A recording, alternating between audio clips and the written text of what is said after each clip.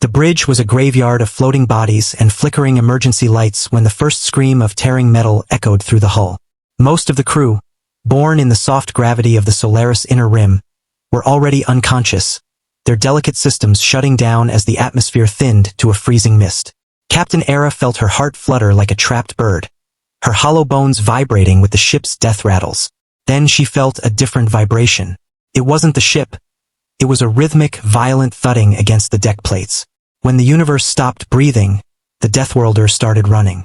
Kalin tore through the pressurized doors as if they were paper, lungs pulling in oxygen-starved air with a ferocity that seemed biologically impossible. For 6 months, the crew of the Resplendent Prism had treated Kalin like a stray predator accidentally invited aboard a luxury liner. They had watched his dense bone structure on med scans with quiet horror, marveling at the sheer biological cost of existing on a planet like Earth. To the Aurelian Unity, he was a specimen of primitive endurance, a creature of high gravity and high stress. Heavy, loud, taking up too much space. In the quiet hours of the watch, the telepaths could feel the thrum of his internal systems, a predator's pulse in a room full of prey. The High Council had built a utopia of glass. Kalin was the stone. They never expected the stone would be the only thing holding the glass together. The artificial solar flare didn't just disable the ship. It felt like a targeted execution. The power grid screamed and died, plunging the Solaris trade routes into an artificial night. Then came the Void Reapers, mercenaries who lived in the cracks of the galaxy, boarding the prism before the emergency lights could even cycle. Era saw them through the smoke, dark shapes moving with clinical intent. She tried to reach for her sidearm, but her arm wouldn't obey. Her radius was snapped, shattered from the initial blast that had sent her spinning into a bulkhead. Kalin reached her first. He didn't look like the awkward, oversized technician they'd known. Even with a jagged shard of carbon fiber piercing his thigh and his left arm hanging at a sickening angle, he moved at speeds their ocular sensors could barely track. Gravity had been a cage for him his entire life. In the failing systems of the ship, he was finally free.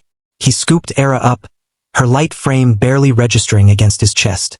He ran through the red zones, areas where life support had flatlined, his high-gravity endurance allowing him to function where any other species would have long since suffocated.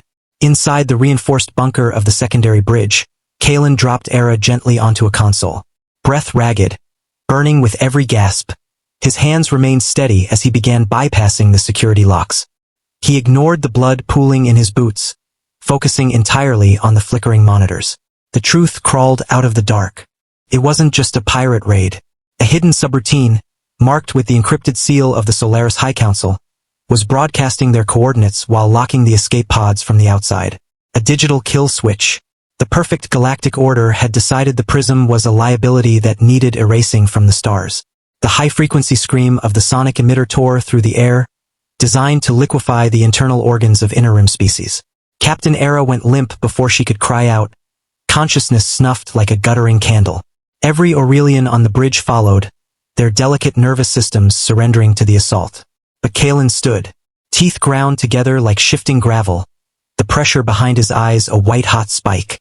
Blood leaked from his ears in thin dark ribbons, but his Terran biology, built to withstand the crushing gravity that would have flattened his crewmates, refused to break. He didn't wait for the mercenaries to clear the smoke. He threw himself into the cold corridor where atmospheric pressure had dropped to lethal thinness. The Void Reapers, encased in sleek combat suits, never saw him coming. Kalin moved like a landslide. He didn't use a weapon. He was the weapon. He slammed into the lead infiltrator, his dense mass shattering the mercenary's chest plate with a sickening crunch. His fractured arm screamed in protest, jagged reminders of the cost of every motion, but he ignored it. He was a creature of the hunt, and in this airless dark, he was the only thing truly alive. Inside the secondary bridge, the air was metallic and freezing. Kalin hauled the final Reaper's head into a bulkhead, metal denting under the force. Gasps ripped through his chest, each breath a jagged scrape against his raw throat. As the sonic emitter sputtered out, Era stirred on the floor. Her telepathic mind flared, catching the jagged edges of Kalin's pain and the hard certainty of his intent. She didn't see the specimen anymore. She saw the anchor. Her voice entered his mind. Not a whisper, but a sharp, clear command. They're broadcasting. Kalin slumped against the command console, fingers slick with his own blood, pulling at the data stream as Era directed. It wasn't just a kill switch, they had found a live transmission from the Solaris High Council to the mercenary leader. Orders were explicit. Leave no witnesses. Ensure the human's genetic signature was found in the wreckage. Finalize annexation of the Terran sector. The betrayal was total, clinical, leaving no room for fear. Era stood on trembling legs, her broken arm tucked into her flight suit. She looked at the remaining bridge crew, telepaths and hackers finally waking to the reality of their own planned execution. They didn't look toward the inner rim for help. They looked at the man who had bled for them in the dark. Her fingers hovered over the subspace transmitter. She didn't call for help. She opened every public frequency in the hegemony. The Council's conspiracy flooded the stars. A digital fire that could not be extinguished. When the hegemony command center demanded surrender of the vessel and the human, Era didn't hesitate. The Resplendent Prism is no longer a vessel of the Unity, she said, voice steady despite her rattling lungs. We are a sovereign entity. If you want Kalin or this ship, you'll have to come into the deep gravity of Crucible Planet to get us. Kalin felt the engines thrum through his boots.